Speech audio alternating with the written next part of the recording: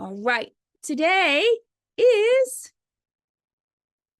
Saturday, June the 14th, and we are going to be talking today about Vedic meditation and what to expect if we continue a practice of Vedic meditation.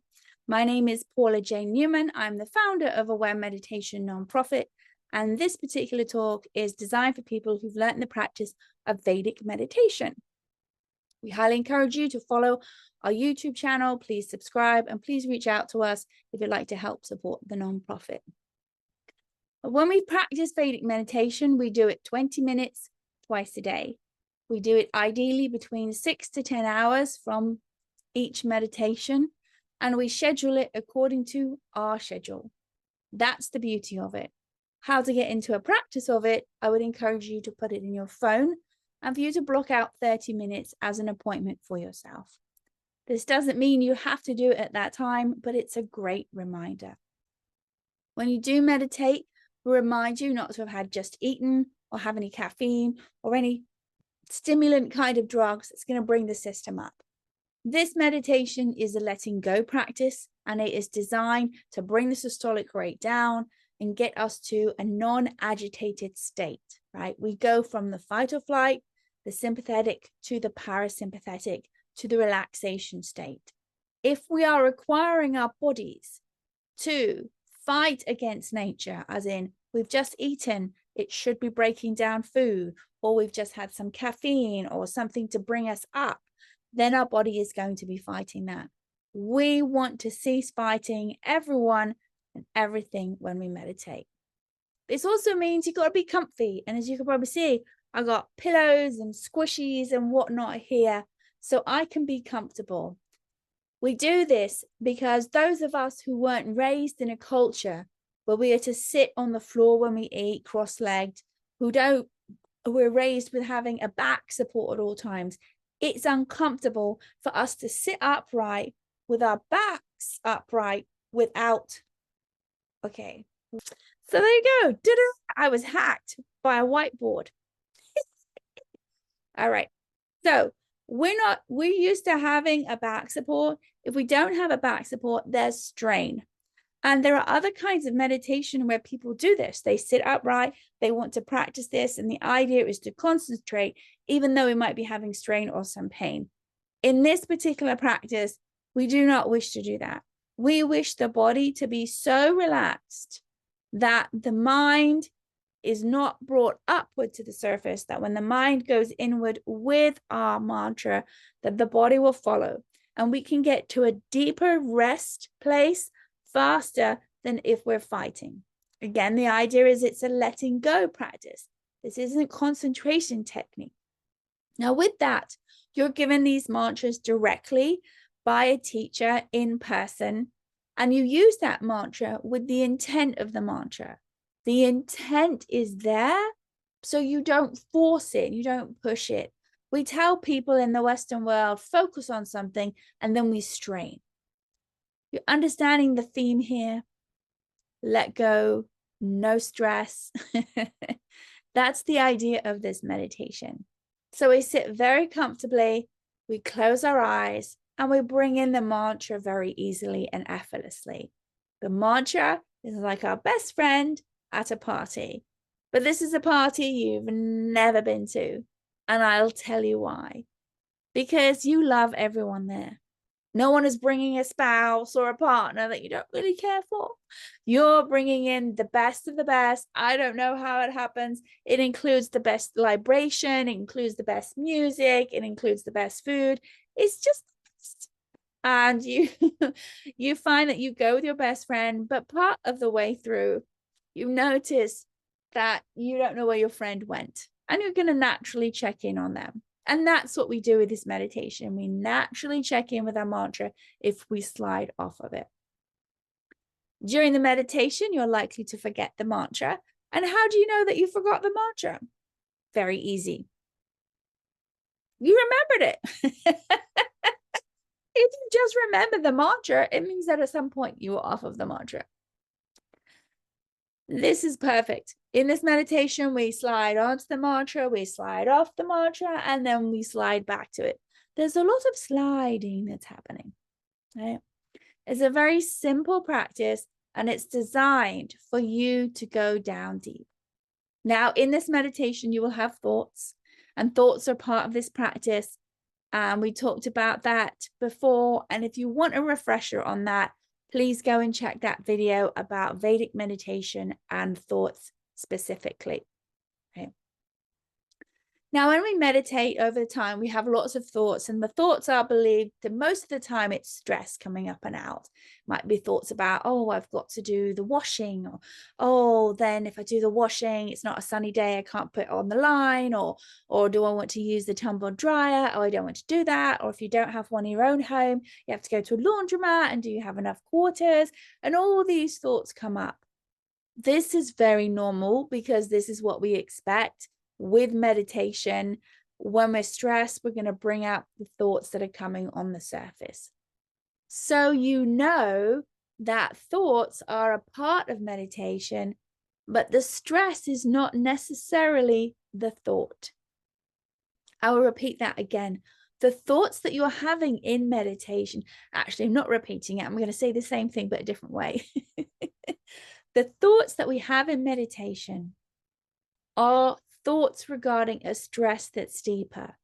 And so the thoughts may not be the same each day, but the stress underneath it usually is. We have a certain amount of core stresses, and depending on your psyche, your experience, and what's come down the DNA line, will vary as to what your stressors are. Many of them come down to, I am not enough, right? Many of them come down to, oh, I'm not important. I was ignored, or I'm going to be alone. These are very common, and they're embedded deep into our psyche. As we meditate regularly, we start to address this core stressor. And again, when we meditate, and we talk a lot on the thoughts talk that we have on the video that I referenced before, the thoughts in meditation are coming up and out when the body is ready to release this stress. This meditation practice is not going to release anything that you're not ready for, right? And if things come up, as a rule, we say 3 times a row, 3 different meditations in a row. You then want to reach out to me directly, and I will be able to help you with what's going on. If we have feelings of more sadness, depression, or anger, frustration after the meditation than we did before, please make sure you walk around in your body for about 20 minutes or do something active in your body. You don't have to go work out, but just be in your body for about 20 minutes before you pick up the phone or you take any actions, right? If it still continues, I want you to reach out to me. But this simply means a stress just needs a little bit more time to come up and out. And the way you can also preempt this, if you feel that you're having lots of stress come up in your meditation, is you take that few minutes at the end and you make it longer. Maybe a 10-minute lie down.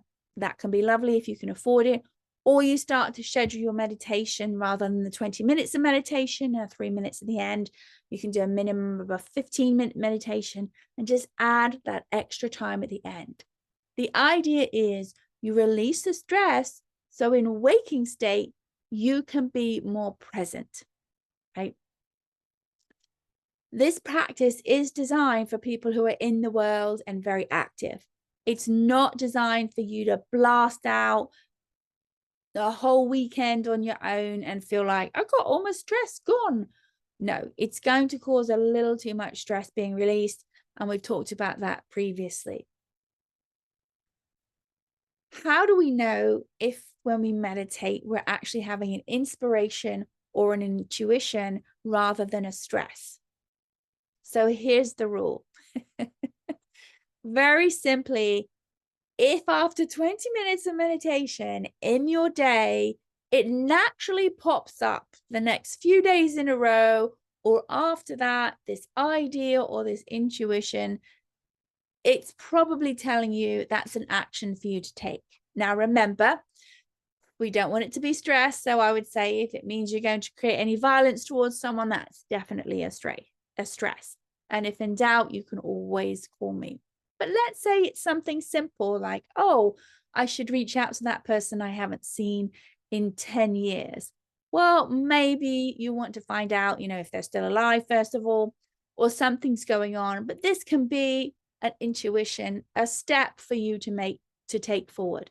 What could come of it would be you could be having a conversation that, I don't know, maybe they're working for a company that you want to interview for, and they can give you some information. This sounds very arbitrary, what I'm saying, but this is how we start to expand our connections naturally when we meditate. We are more in that zone. And this happens when we are connected and we follow these intuitions. As you continue these intuitions, you will have more of an experience of it. And when you have more of an experience of it, you'll know how it feels in your body. And that's going to be the big tell. If it's a true intuition and it feels in that certain part of your body, then it's an action to take, right? If it's not, you might want to have a little bit more hesitation. Now, let's say you have this recurring thought that you need to go to Vegas and you need to go to the MGM and you definitely have to play on the crap tables. It keeps coming and it keeps coming. Then reach out to me and we'll discuss a few things and maybe we'll do a road trip together and see what happens. Because that could actually not be about you winning a bunch of money on the crap tables. It could be actually about you taking a road trip or you needing to get out of town. We believe in the universal field and the higher intelligence, that sometimes we're guided to take action to places that doesn't seem to make intellectual sense, but your gut says follow that. And that is what this practice is moving us to be about. We are going to be less reactive and more present, right? Now, as we meditate over time, we expect the meditation to address a certain amount of stresses. And I like to use the example of a piece of fabric. When we first meditate, as we say, we have a blank cloth, a white cloth, and we dip it in the dye. And the old school, they dip it in the dye, let it get saturated, maybe wring it out, and then pop it out on the rocks for the sun to bake it. Then over time, the sun bakes most of the color out, and then we pop it back in the dye. It absorbs more of the color into the fibers, and then you put it out on the rock. And over time, the color of the fabric is now the same as that dye. It has now got the consciousness of that fabric embedded within the fibers. This is us with meditation. We take ourselves, we dip ourselves into the dye of meditation, and then we fill ourselves up with the adaptation energy. We release some stress, and then we go out into the sun, into the world. As we do it, the world is stressful. It sucks up our adaptation energy tanks, and so we're not the same color as we were before. And then we go back into the dye of meditation. We fill back up our adaptation energy tanks. But each time we're doing it and we're removing stress, we're downloading what we call the body of bliss. And that means a body that has a consciousness of not always going to the negative, a body that has the consciousness of being present rather than the effect of our story, a body that doesn't need to think positive because we're present. And when we're present and in moment and we are aware, there is no good and there is no bad. There simply is. And when we're in a place of is, we are in a place of a being. Moving from a human doing to a human being. Now, over time, and we hope about a year of regular practice, we'll have started to create this imprint into our bodies, into our nervous system. And then we're ready, if we wish to upgrade, to be able to upgrade to a deeper practice. This is not mandatory. This is all voluntary. But I would say in my experience, I would do it. And the reason why is I've had a lot of personal experience of doing this. I also know that life is short.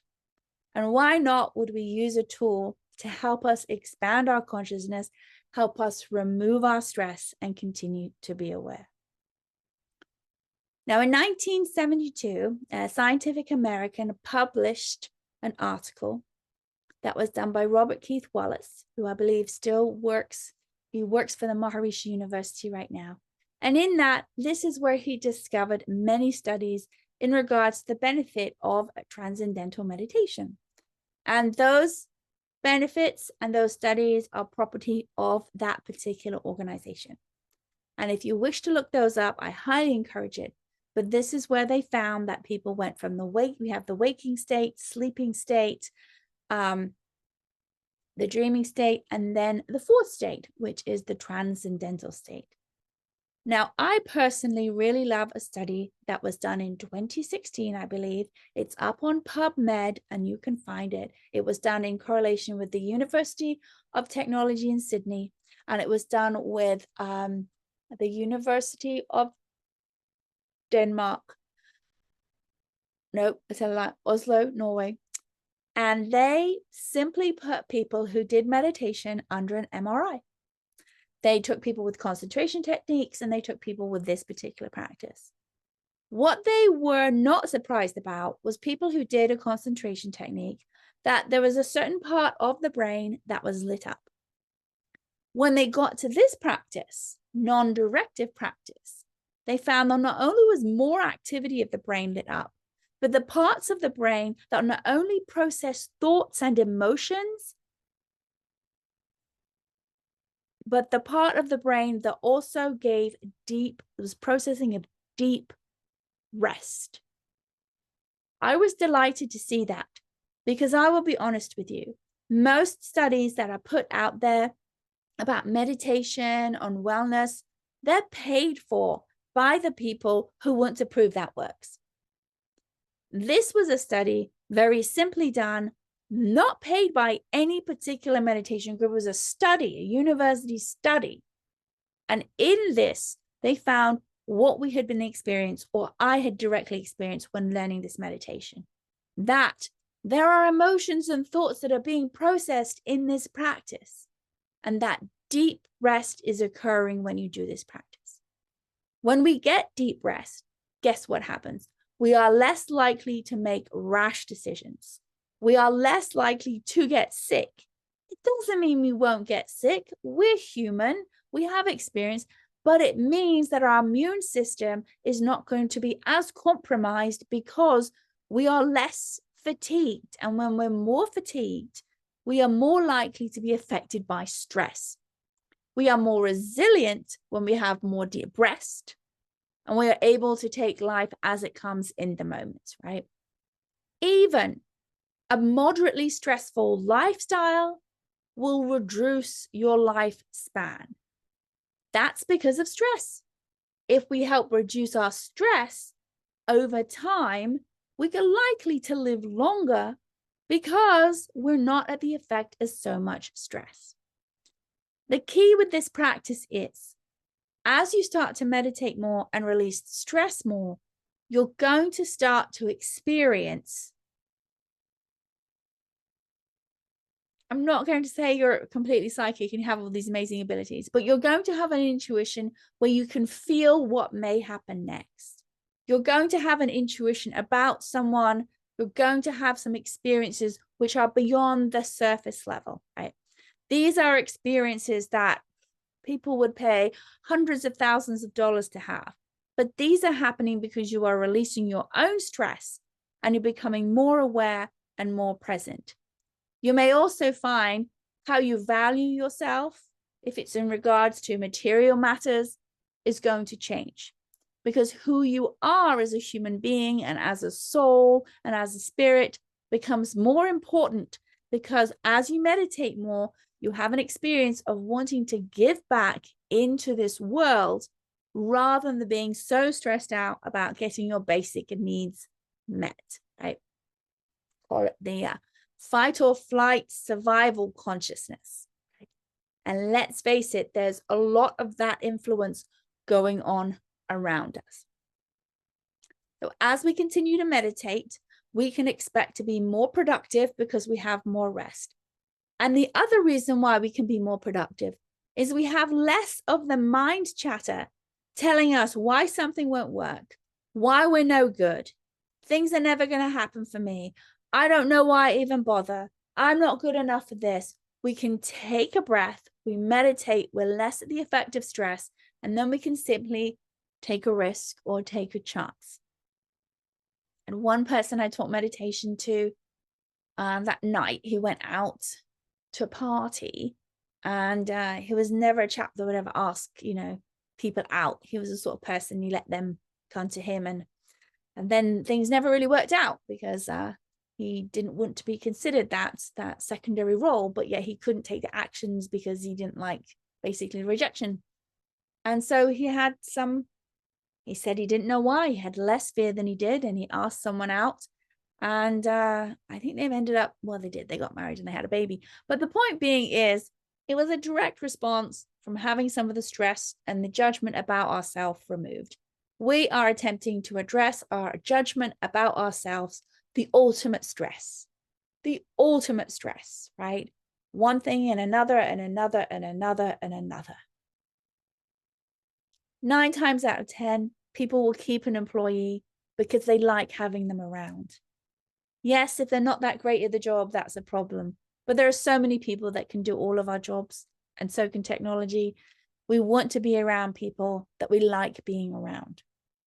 And the meditation will help us become less at the effect of that stress. When we do this over time, we start to print out what we call the body of bliss. And that is a consciousness that is less likely to say things or get ourselves in situations that we're always having to move out of, because we're breaking some of the stressors that cause those patterns to happen. Now, I will say, we do have emotions. This idea of, oh, I'm supposed to be this super calm person, now I meditate. That's complete hogwash, right? You may now feel emotions when you didn't feel emotions before. That's because the meditation allows us to feel and allow us to access this in a way that we may have blocked ourselves off from before. If this comes up and it feels painful, or it doesn't feel right, or you're uncomfortable, then you reach out to me straight away. I will help you with that. I'll help you move through and then just connecting with more group meditations. Sometimes it can be as simple as chatting with me and then having a group meditation. Or if you're ready and it's about time for you to upgrade, then we can sort that out and help you have an upgrade. Thank you for listening. And as a reminder, if people are listening more, please do subscribe to the YouTube channel. It helps our nonprofit. And we also have details of other offerings that we have. But do keep connected with us by attending group meditations, by keeping on our newsletter, and being part of our community that we have worldwide to help reduce stress. Aware Meditation Nonprofit is about reducing stress, but with self-sufficient practices. And that includes Vedic meditation, but it isn't just limited to it. We have other practices as well.